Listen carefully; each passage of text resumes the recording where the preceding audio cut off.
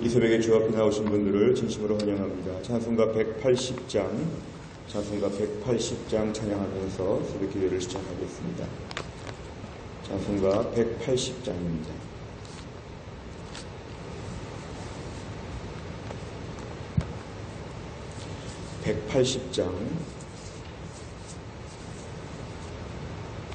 하나님의 나팔 소리 천지 진동할 때에 예수 영광 중에 구름 타시고 천사들을 세계 만국 모든 곳에 보내어 구원 얻은 성도들을 모으리. 나팔 불 때 나의 이름, 나팔 불 때 나의 이름, 나팔 불 때 나의 이름, 부를 때에 잔치 참여하겠네. 무덤 속에 잠자는 자 그때 다시 일어나 영화로운 부활 승리 얻으리. 주가 택한 모든 성도 구름 타고 올라가 공중에서 주의 얼굴 배우리. 나팔 불 때 나의 이름, 나팔 불 때 나의 이름, 나팔 불 때 나의 이름, 부를 때에 잔치 참여하겠네. 주님 다시 오실 날을 우리 알 수 없으니 항상 기도하고 깨어 있어서 기쁨으로 보좌 앞에 우리 나가서도록 그때까지 참고 기다리겠네. 나팔 불 때 나의 이름, 나팔 불 때 나의 이름, 나팔 불 때 나의 이름, 부를 때에 잔치 참여하겠네. 아멘. 하나님 말씀은 마가복음 12장입니다. 마가복음 12장 18절에서 27절까지입니다. 마가복음 12장 18절에서 27절, 신약성경 76페이지에 있습니다. 마가복음 12장 18절에서 27절까지 말씀을 한 절씩 교독하겠습니다. 부활이 없다 하는 사두개인들이 예수께 와서 물어 이르되, 선생님이여, 모세가 우리에게 써주기를 어떤 사람의 형이 자식이 없이 아내를 두고 죽으면 그 동생이 그 아내를 취하여 형을 위하여 상속자를 세울지니라 하였나이다. 7형제가 있었는데 마지가 아내를 취하였다가 상속자가 없이 죽고, 둘째도 그 여자를 취하였다가 상속자가 없이 죽고, 셋째도 그렇게 하여 7이 다 상속자가 없었고 최후의 여자도 죽었나이다. 7사람이 다 그를 아내로 취하였으니 부활 때 곧 그들이 살아날 때에 그 중에 누구의 아내가 되리이까? 예수께서 이르시되, 너희가 성경도 하나님의 능력도 알지 못함으로 오해함이 아니냐? 사람이 죽은 자 가운데서 살아날 때에는 장가도 아니가고 시집도 아니가고 하늘에는 천사들과 같으니라. 죽은 자가 살아난다는 것을 말할진대 너희가 모세의 책 중 가시나무 떨기에 관한 글에 하나님께서 모세에게 이르시되, 나는 아브라함의 하나님이요 이삭의 하나님이요 야곱의 하나님이라 하신 말씀을 읽어보지 못하였느냐? 하나님은 죽은 자의 하나님이 아니요 산 자의 하나님이시니라. 너희가 크게 오해하였도다 하시니라. 아멘. 오늘 본문의 말씀은 예수님께서 예루살렘에 입성하신 이후에 계속해서 예수님을 반대하는 사람들과 예수님이 지금 대면하고 계십니다. 오늘 본문에는 사두개인들이 등장하는데, 이 사두개인들의 특징은 18절에 나와 있습니다. 사두개인들은 부활이 없다고 이렇게 믿고 있습니다. 성경을 보면서 부활에 대한 말씀들이 분명히 나오지만 사두개인들은 스스로 믿음이 좋다고 생각하면서도 하나님 말씀을 일부분만 믿고 일부는 부정하는, 오늘날 이단과 같습니다. 하나님 말씀에 대해서 일부분은 믿지만 일부분은 믿지 않고 자기 주관대로 믿는 것입니다.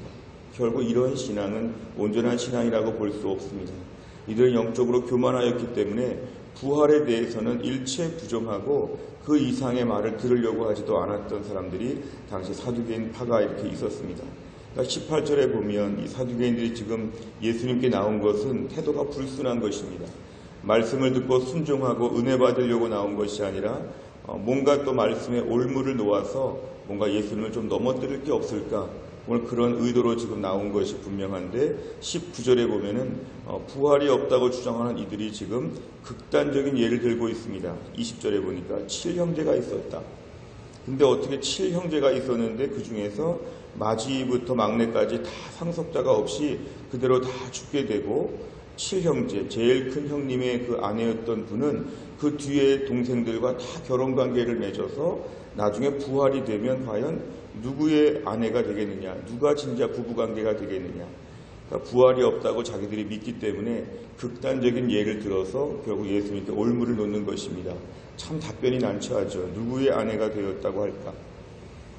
23절까지 말씀을 통해서 극단적인 예를 들면서 결국 부활은 없다. 예수님께 정면으로 교리적으로 지금 도전하고 있습니다. 24절 예수님의 답변은 첫째였다, 막내였다, 이런 답변을 하시는 것이 아니라 24절에서 예수님은 이들의 어떤 성경적인 무지를 드러냅니다. 너희가 그렇게 믿음도 좋은 것처럼, 그렇게 너희가 성경도 많이 하는 것처럼 보이지만 너희가 성경을 모른다. 너희가 하나님의 능력을 모른다. 그러니까 이렇게 부활이 없다고 너희들만의 주장을 하고 있는 것인데 너희는 지금 너무도 모른다. 무지하다. 영적으로 무식하다. 이게 예수님 지금 말씀하십니다.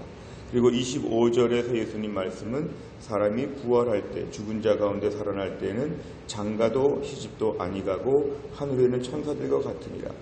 예수님이 신비적인 말씀을 하십니다. 부활 때는 우리가 생각하는 것과는 다른 하나님의 특별한 역사가 있다는 것입니다. 그러니까 부활 자체에 대해서 예수님께서 이것을 긍정하시고 그 대신에 부활의 모든 상황에 대해서는 신비에 감춰진 부분을 오늘 말씀하십니다. 그러니까 오늘 핵심은 누구의 아내가 되었다 이 얘기가 아니라 부활이 있다는 것이죠. 사두개인들의 얘기 부활이 없다를 예수님 부정하시는 내용이 나오면서 26절에 이들의 질문에 예수님께서 꼬리를 잡히지 않으시고 26절에 죽은 자가 살아난다 성경에 나와 있는데 모세에게 하신 말씀에 아브라함의 하나님, 이삭의 하나님, 야곱의 하나님, 이미 모세 때에는 다 아브라함도 이삭도 야곱도 다 죽었는데 하나님은 여전히 아브라함의 하나님이라고 하신 것을 보면 아브라함과 이삭과 야곱이 그냥 죽어서 없어진 것이 아니라 바로 이들이 영적으로 계속 살아있다는 것이죠. 부활의 능력을 체험한다는 것이죠. 27절에 보면 그래서 하나님은 죽은 자의 하나님이 아니라 산 자의 하나님, 아브라함과 이삭과 야곱이 부활하는 것처럼 우리도 오늘 다 부활할 것이다. 결국 예수 믿고 죽은 자들은 주님 나라에서 부활한다는 것을 오늘 본문에서 강조하고 있습니다. 오늘 내용 관찰을 보시면 첫째, 부활을 믿지 못하는 사두개인들의 문제는 무엇입니까? 24절에 보니까 이들은 성경을 몰랐습니다. 하나님의 능력을 알지 못했습니다. 우리 생각에 안 될 것 같다. 하나님은 하실 수 있는 것을 몰랐고 성경에 등장하는 부활에 대한 메시지를 일부러 부정하였습니다. 두 번째, 예수님께서는 부활이 있다는 사실을 어떻게 설명하십니까? 25, 26, 27절을 보면은 하나님 아브라함과 이삭과 야곱의 하나님이라고 말씀하시면서 하나님 여전히 죽은 자의 하나님이 아니라 산 자의 하나님이다. 이 사람들 죽어서 없어진 것이 아니라 모두 다 부활의 능력을, 은혜를 누린다는 것입니다. 결국 오늘 세 번째를 보면 예수님께서는 왜 구약의 인물들 아브라함과 이삭과 야곱을 예로 들면서 부활을 설명하십니까? 예수님께서 아브라함과 이삭과 야곱도 부활하였다는 것을 말씀을 하시면서 이들도 부활의 영광을 누린다는 걸 말씀하면서 특별히 구약의 인물을 예로 들은 것은 성경에 등장하고 있다. 오늘 사두개인들이 성경을 모른다고 예수님 말씀하셨기 때문에 너희가 성경을 제대로 안 봐서 그렇다. 성경을 보면 이 부활에 대한 메시지가 분명히 있다는 것이죠. 예수님께서는 성경을 예로 들면서 이들이 성경에 대해서 무지함을 본문에서 지금 드러내고 계십니다. 이 네 번째 문제 저희가 풀 때는 부활을 믿지 않는 사두개인들에게 진리를 선포하신 예수님 보며 무엇을 느낍니까? 오늘 말씀에 느낀 점입니다. 오늘 본문을 볼 때 사두개인들은 우리가 부활이 없다고 주장하니까 이들은 신앙이 좀 잘못됐다. 영적으로 좀 잘못됐다 우리가 지적할 수 있는데요. 무엇보다 우리가 오늘날 현대판 사두개인들이 있을 수 있다는 것입니다. 혹시 우리는 예수님께서 말씀하신 부활에 대해서 정말로 믿는지, 내가 이 땅에 살다가 죽으면 나는 천국에서 영원토록 부활하여 산다는 것을 믿는지, 우리 자신의 실존적인 부활에 대해서 우리가 오늘 본문에서는 돌아봐야 합니다. 나는 정말 부활의 신앙이 있는가? 부활 신앙이 있는가? 이 땅을 살면서 내 육신이 언젠가는 다 늙고 병들고 쇠하고 없어지면 나는 천국에서 영원히 산다고 하는 믿음이 있는가? 이 땅에서 좀 사업에 실패하고 이 땅에서 힘든 일을 겪고 어려운 일을 겪더라도 나는 부활하여 영원토록 천국에 산다는 그런 믿음이 나에게는 있는가? 이 세상이 전부인 것처럼 낙심하고 이 땅이 전부인 것처럼 여기서 교만하고 여기서 모든 것을 다 누린다고 생각하거나 이러지는 않는가? 우리는 부활이 있다고 믿으면서도 실제로는 부활이 없다고 하는 사두개인들처럼 오늘 부활이 없다는 것처럼 생각할 때가 너무 많지 않습니까? 지나치게 낙심하거나 지나치게 교만하거나 지나치게 세상에서 서운하다고 생각하는 것은 부활이 없다고 생각하기 때문에 그렇습니다. 현대판 사두개인들은 특징이 부활이 있다고 말하고 부활이 없다고 걱정합니다. 부활이 있는 것처럼 교리적으로 내가 믿는다고 말하면서도 실제로 나는 부활하지 않을 것처럼 너무 아둥바둥하게 다투고 너무 아둥바둥 살면서 믿음도 버리고 예배도 안 드리고 신앙생활 온전히 못하면서 천국 갈 준비가 전혀 안 돼 있고 천국의 생활을 전혀 염두에 두지 않는 이 땅의 하루살이 인생같이 우리가 살 때가 얼마나 많은지 모릅니다.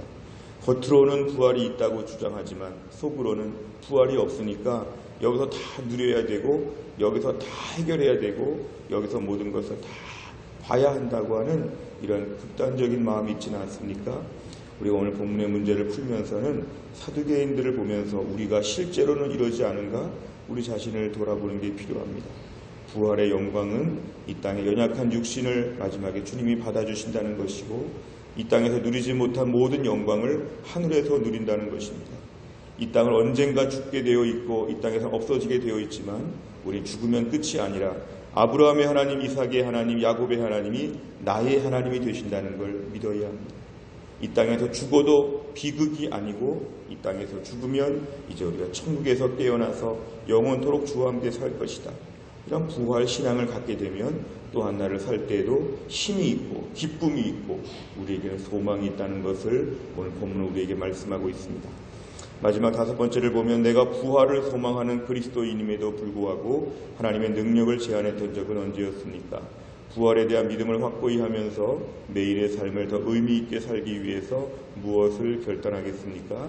오늘 본문의 말씀에서 우리가 나도 부활의 확신을 갖게 하여 주시옵소서. 이 땅에서 열심히 살고 우리의 소명을 감당하고 책임을 감당하는 건 필요하지만 누린다거나 모든 끝장을 본다거나 결판을 보는 것은 이 땅이 아니라 하늘나라에 있다는 것을 믿게 하여 주옵소서. 몸이 많이 아픈 경우에 내가 신령한 몸으로 부활할 것을 믿습니다. 너무 어려운 일이 많을 때에 하늘의 영광을 소망하게 하여 주옵소서. 오늘의 말씀을 묵상하는 가운데 우리가 사두개인들처럼 되지 아니하고 부활 신앙으로 튼튼하게 하늘나라 다 바라볼 수 있기를 간절히 바랍니다. 기도하겠습니다. 아버지 하나님 감사합니다. 오늘도 이 새벽에 우리에게 귀한 말씀을 주심을 감사합니다. 부활이 없다고 주장했던 사두개인들과 달리 우리는 부활 신앙이 있다고 하면서도 여전히 염려하고 아웅다웅하고 세상에서 힘든 일을 만날 때마다 너무 절망할 때가 있습니다. 이 세상이 전부라고 하면 더 낙심해야 되고 더 슬퍼해야 되지만 이 세상이 전부가 아니기 때문에 오늘도 하늘나라 바라보는 믿음이 분명해지게 하여 주옵소서. 세상에 모순도 많고 세상에 가슴 아픈 일도 많고 질병도 많고 고난도 많은데 이 땅의 모든 것이 다 지나갈 텐데 주님 나라 천국에서 영원토록 주와 함께 살 것인데 여기에 대한 분명한 믿음으로 현재의 고난과 힘든 문제들을 이겨나가게 하여 주시고 영광 중에 우리를 반겨 맞아주실 우리 하나님 아버지를 바라보면서 오늘도 부활 신앙으로 또한 날을 살게 하여 주옵소서. 주여 우리 가운데 너무 힘들고 어렵고 낙심한 가운데 기도 제목을 붙들고 주 앞에 나오는 주의 백성들을 하나님이 불쌍히 여겨 주시어서 오늘도 기도하는 가운데 하늘의 소망과 능력을 가지고 이겨나갈 수 있도록 하나님이 새 힘을 더하여 주옵소서. 오늘도 교회 안에서 마더와이즈와 또 수요 예배와 순장반과 모든 교회 사역들 가운데 주님이 은혜를 베풀어 주시고 흩어진 모든 성도들 주님 붙잡아 주시고 오늘도 우리 하나님이 함께하여 주옵소서. 감사드리며 예수님의 이름으로 기도하옵나이다. 아멘. 우리가 수요일의 백대 기도 제목은 43번부터 56번까지입니다. 양육과 훈련을 통한 성도들의 영적 성숙과 성장을 위하여 기도합니다. 43번부터 다 같이 읽겠습니다. 모든 성도들이 한 번뿐인 인생을 조금도 낭비하지 않고 주를 위해 바치며 하늘 축복으로 살아가게 하옵소서. 아멘. 하나님께서 내 인생의 주인이심을 인정하고 헛된 욕심을 따라 살지 않도록 훈련받게 하옵소서. 아멘. 모든 성도들이 그리스도의 장성한 분량까지 자라도록 양육하는 훈련 과정이 정착되게 하옵소서. 아멘.